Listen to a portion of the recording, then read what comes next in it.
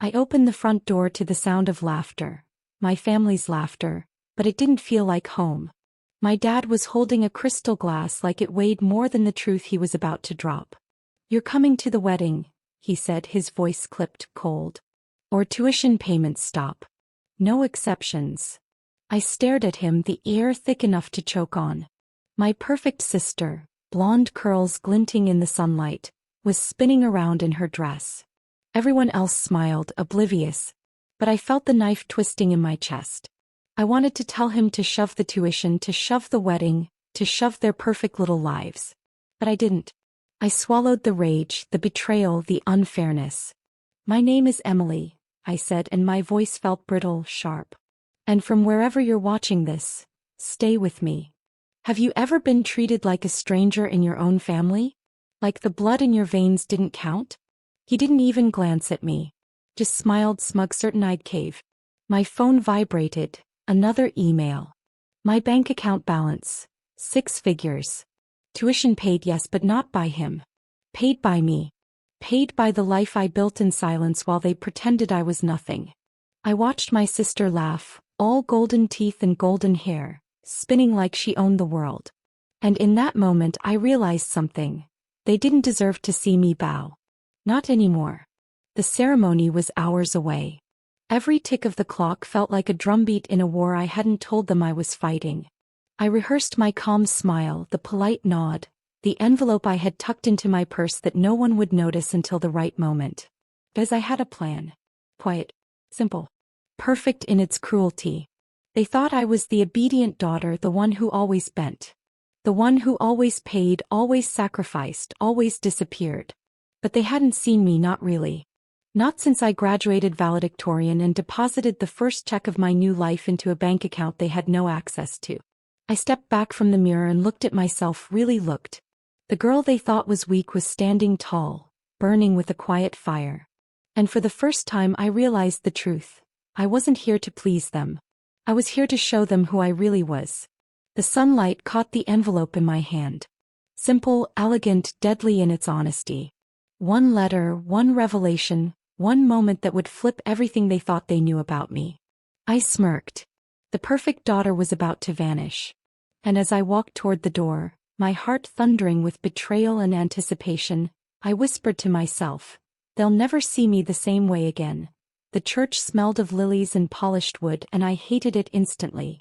Every soft murmur of the guests, every whispered congratulations, was a reminder that they thought this day belonged to them. To my perfect sister. To my father who still believed control meant fear. I slipped in quietly, hugging the edges of the pew, my purse tight against my side. The envelope was heavy, not with paper but with what it carried. The truth. The power. My independence they thought they'd crushed. My sister's eyes sparkled as she walked down the aisle, a vision in white, completely unaware that the world she knew was about to tilt. And my dad, he was beaming, smug, proud, thinking he'd won. That I was exactly where he wanted me. I smiled. Calm. Patient. Because calm was deadly when paired with knowing. The ceremony dragged on, every I do like a drumbeat mocking me.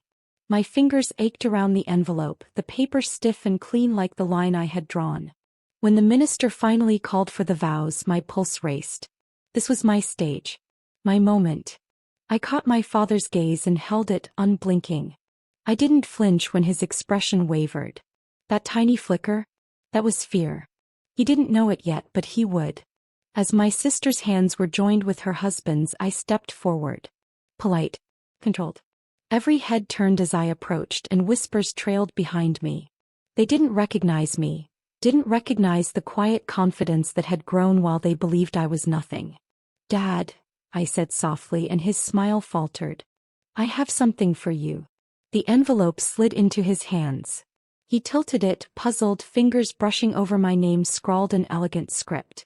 "Emily," he muttered, a question, a warning, a hope. I let him open it. Let him see.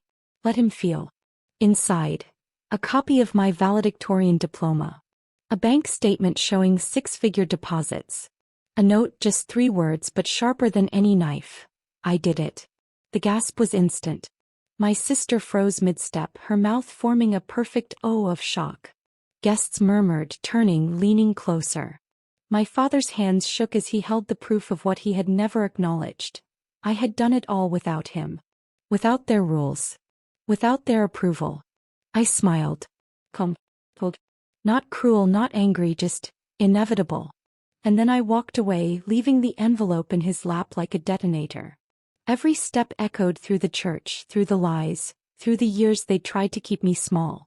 Because from that moment on, nothing would ever be the same. My father looked up, eyes wide, voice cracking, but it was too late. The perfect daughter? Gone. In her place stood someone they could neither control nor predict. The wedding carried on around me, but I had already rewritten the story. And as I slipped out into the sunlight, I whispered to myself, freedom tastes like revenge served quietly, elegantly, and all at once. The reception hall glittered with crystal chandeliers and polished floors, but I saw none of it. To everyone else it was celebration. To me it was the perfect stage. The perfect theater for the chaos I had quietly planted. I watched my sister swirl in her dress, laughing at jokes I didn't care about, sipping champagne she didn't earn. And my father, still reeling from the envelope, still grasping at control that had slipped like sand through his fingers. I walked among the guests, smiles plastered on my face, words sweet as honey, but every step was calculated. Every laugh, every nod carried weight. Because I knew the truth, they had no idea how much I had learned while they dismissed me. No idea how dangerous quiet ambition could be. My eyes landed on the catering manager, a man I had quietly tipped earlier in the week. Nothing dramatic, just subtle instructions that would unfold perfectly at the right moment.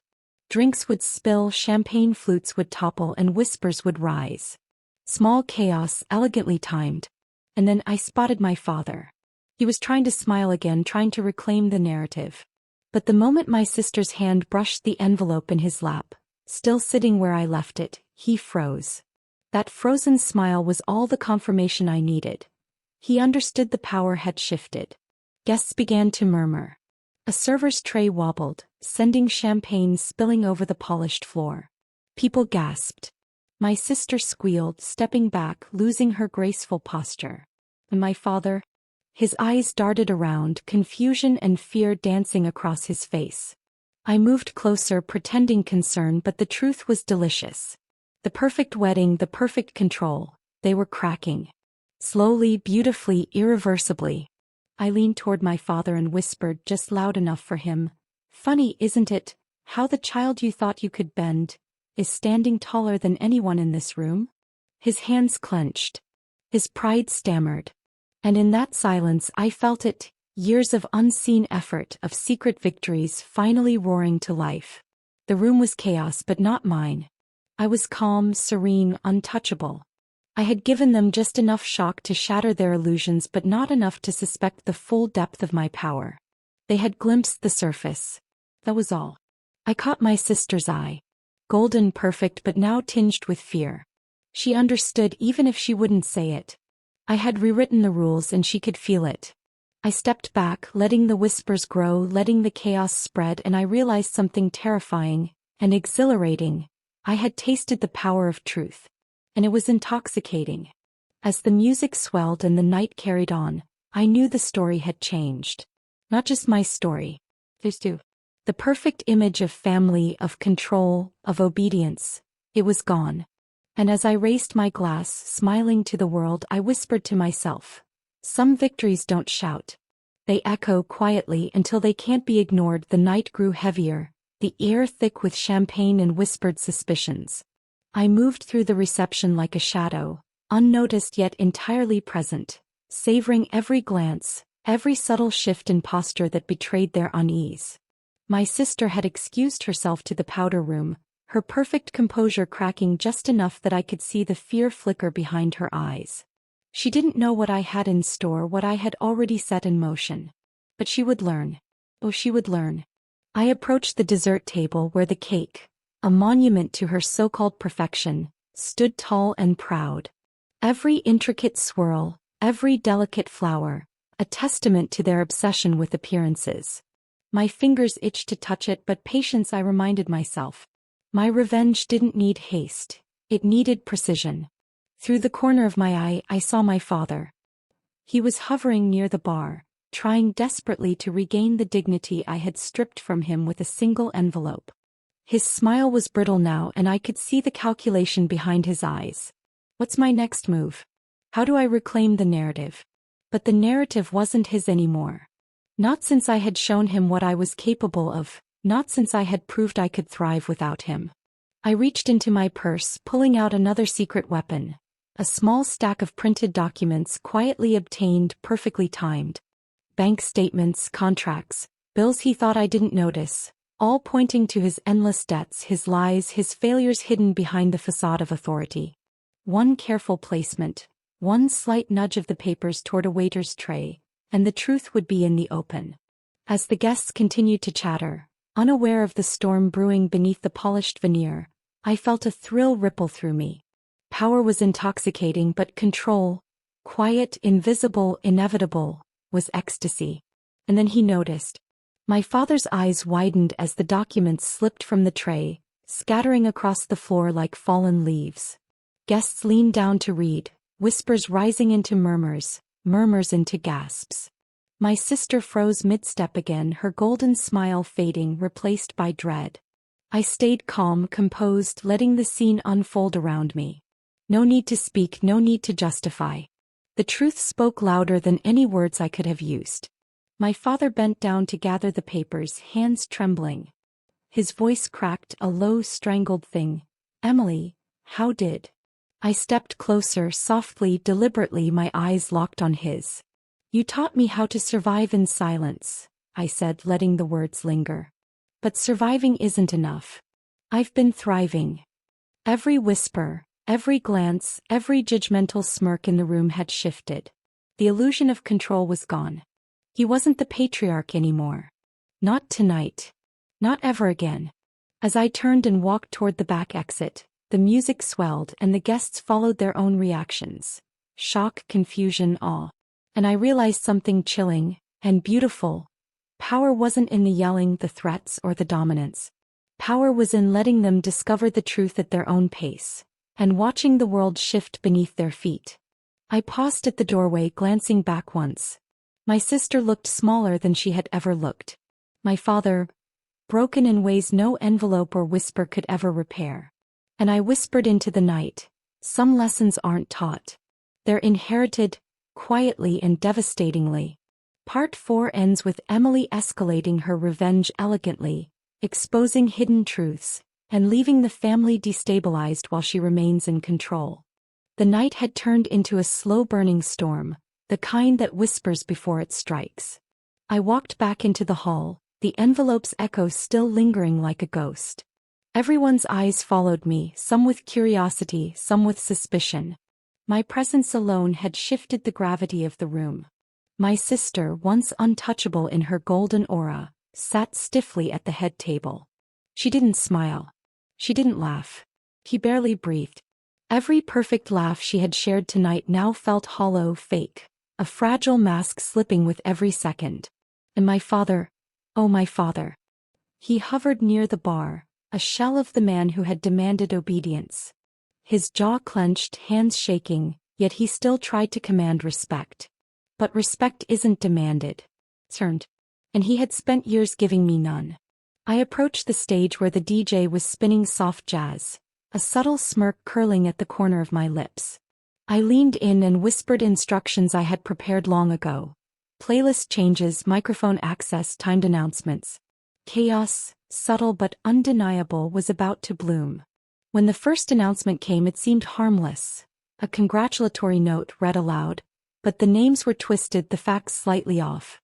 My sister's achievements were minimized, my father's failures subtly exposed, all woven in a way that would make the audience question their perception without realizing I was the puppeteer. Gasps echoed. Murmurs spread. The room shifted. My sister's hand trembled around her champagne flute. My father's face paled as whispers grew louder. The perfect image of our family, so meticulously curated, was unraveling before their eyes, thread by invisible thread. I didn't need to speak. I didn't need to yell. Every glance, every misplaced fact, Every small revelation worked in tandem with the storm I had orchestrated. My power wasn't loud. It was surgical. And then it happened. My father's assistant, nervous and flustered, stumbled over a microphone cable. A loud thud echoed, drawing attention. Drinks tipped. Guests flinched. The night's veneer cracked. Panic bubbled beneath the polished surface. I walked through it all, serene, untouchable. People noticed me, whispered about me, but none dared confront. They were too busy absorbing the fractures I had introduced. I caught my sister's eye once more, and for the first time she saw me not as her little sister, not as the obedient one, not as someone to dismiss. He saw the storm I had become. The storm they had ignored. The storm that had silently built while they celebrated themselves. And in that moment I realized the truth I had always known. Revenge isn't about making noise. It's about making them feel, letting every whispered truth, every subtle humiliation, sink in until there's no escaping it. I raised my glass quietly, a silent toast to the night. To the power I had earned, to the respect I had reclaimed, and to the golden illusions that had finally begun to crack. And as the music swelled around me, I whispered into the shadows. Control is never given. It's seized. And tonight, I have it all. By the time dessert had been served, the room was a minefield of whispered doubts and sideways glances. My family tried to cling to the pretense of perfection, but every step they took only reminded them that the foundation had cracked. And I was the earthquake. I drifted toward the bar, eyes scanning the room, calculating. My father was pale, sweating under the weight of the subtle, relentless humiliation I had orchestrated. His attempts at regaining control were feeble, like a king trying to command a kingdom already burned to the ground. My sister approached me, her smile tight, forced, broken somewhere deep in her chest. "Emily, what are you doing?" she whispered. I tilted my head, calm, serene, letting the silence between us carry the weight of every word I hadn't said. "What I should have done a long time ago," I replied softly. It wasn't enough to simply shock them. No, I needed them to feel it, to understand the full depth of their ignorance. My hands itched toward my purse. Inside, the second envelope waited. A collection of carefully curated truths, debts hidden behind my father's wealth, mistakes my sister had been proud of but didn't earn. The evidence of every quiet failure, every lie, every manipulation. I didn't need to hand it to him immediately. I let suspense hang in the air like smoke, thick and suffocating. Let him stew. Let him watch his precious perfect world tremble, knowing it could all collapse with a flick of my wrist. And then came the tipping point, the moment I had waited for. A photographer tripped, sending a cascade of champagne glasses crashing across the floor. Guests shrieked, chaos blossomed, and my sister's carefully polished composure shattered. I walked through the commotion, serene, untouched by the panic around me. I could see the anger building behind my father's eyes, but it was impotent. He was trapped, powerless, watching as the life he tried to control fell apart in slow motion. I finally handed him the second envelope. Not angrily, not demanding. Just placed it in his hands like a crown he would never deserve. His hands shook as he opened it, scanning the pages, realizing the full scope of my planning. This time it wasn't just a bank statement or diploma. It was everything. Proof of my success, proof of his negligence, proof that the obedient daughter he thought he owned had been quietly building an empire without him. The gasp echoed through the room. The murmurs, the stunned silence, the shocked stares, all converged on my family like a wave they could not stop. My sister's golden perfection dulled in an instant. My father's pride crumbled into dust. I took a step back, letting it all unfold, savoring the quiet devastation of years of dismissal turned inside out. I realized something powerful in that moment. Revenge isn't just about victory. It's about presence. It's about showing up, standing tall, and letting the world witness that you were never theirs to break. And as the music played on, distorted by the chaos of toppled glasses and whispered secrets, I raised my glass quietly to myself. Because tonight I wasn't the obedient daughter. I was the storm. And storms are unstoppable. By the time the last toast echoed across the hall, the air had shifted completely. The golden illusion my sister and father had built for decades was crumbling under the weight of the truths I had quietly revealed. And I walked through the room like a queen surveying a battlefield she had won without firing a single shot. I caught my father's eye across the room. The man who had threatened me with my own future, who had tried to bend me to his will with tuition and threats, now looked smaller than I had ever seen him. Every gasp, every whispered rumor, every sideways glance hammered home the reality. He was powerless. And then my sister. Her shoulders were tight, her smile gone, replaced by a flicker of fear and disbelief. She understood now fully that the obedient little sister she had mocked for years was gone. That little sister had been quietly building a life far beyond her reach. I stepped toward them slowly, letting the room follow me like a current. Each footstep was deliberate, carrying years of betrayal, frustration, and silent triumph. I held another envelope in my hand, this one the culmination of every hidden victory I had amassed. The one that would seal their disbelief, their shame, and their fear. I placed it carefully in front of my father. "This is for you," I said softly, letting the calmness in my voice contrast with the chaos in his mind. He opened it with trembling hands, and as he read, I saw everything shift. His pride, his authority, his illusions, they all shattered quietly, irreversibly. Inside were documents he had hidden from everyone. Unpaid debts, business failures, legal notices. My sister's so-called perfect achievements were revealed as small, borrowed victories. And in the center, a personal note. "I am everything you tried to control. And I did it without you." The room went silent. Guests stared, unsure whether to gasp, whisper, or flee. My sister's eyes were wide, her golden mask cracked. My father's hands shook, his face pale, the weight of his own failures pressing down in a way he had never experienced. I let them sit in that silence. I let them feel it, every ounce of it. Because revenge is sweetest not in the act itself, but in watching them understand fully the cost of their arrogance. Then without a word I turned and walked toward the exit. Every eye followed me. Every heartbeat in the room matched the intensity of mine. And in that moment I realized something. This was no longer about them. This was about me. My life. My freedom. My voice finally heard, finally undeniable. And as the doors closed behind me, the whispers followed, but I didn't look back. I had already won. Because some victories aren't loud. They're seismic, silent, and inevitable. And in the quiet aftermath I whispered to myself, I am no one's shadow. I am the light they will never extinguish. The night ended the same way it began, with silence. But this silence wasn't heavy anymore. It wasn't the silence of being ignored, dismissed, or belittled. It was peace. The air outside the venue was cool against my skin as I stepped into the quiet street. Behind me, the glittering lights of the reception hall flickered, dimmed, and finally faded into the distance, like the final embers of a fire that had burned too long. My phone buzzed. A message from an unknown number. "Emily, please call me. We can fix this." My father. For the first time I didn't feel the old ache that used to come with his words. The ache of wanting his approval, his pride, his love. That part of me had been buried under years of silence, and tonight I had finally laid it to rest. I didn't reply. I didn't need to.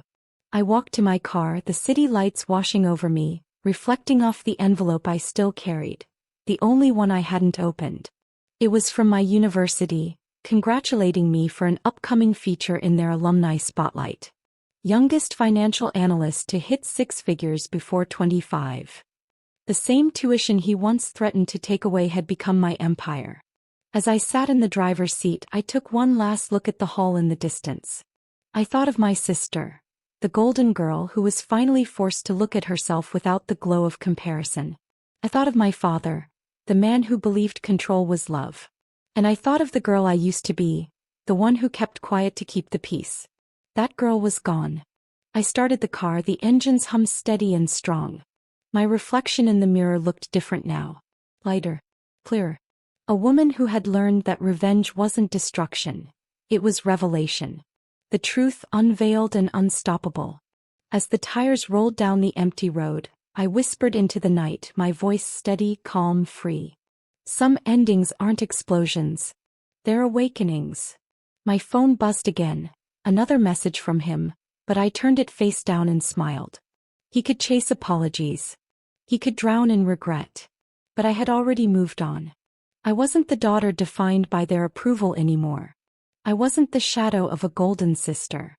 I was the storm that forced them to see the truth. And as dawn began to break on the horizon, painting the sky in quiet gold, I whispered the final words that closed the chapter forever.